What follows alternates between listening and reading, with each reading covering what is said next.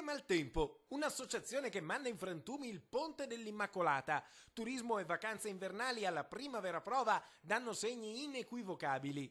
Secondo le stime si metteranno in viaggio 5 milioni e mezzo di italiani, anche se per una notte sola e nella maggior parte dei casi ospiti a casa di amici. Insomma, si aprono più le porte domestiche di quelle degli hotel, dove le prenotazioni arrivano quasi tutte dall'estero.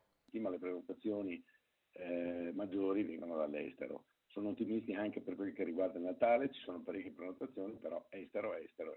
Le prenotazioni in albergo segnano una ripresa rispetto allo scorso anno, con buoni risultati anche nel periodo tra Natale e Capodanno.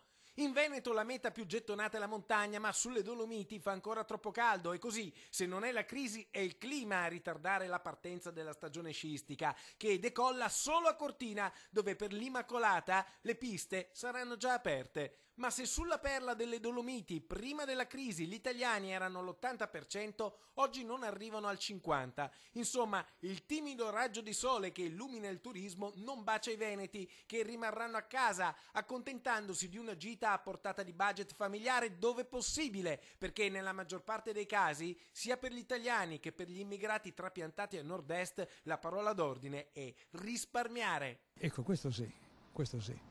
Sì, potrei anche andarci, però preferisco magari spendere in un altro modo, questo sì. In Ucraina adesso c'è la guerra, è meglio che lavoro e mando qualcosa a casa per mantenere la famiglia.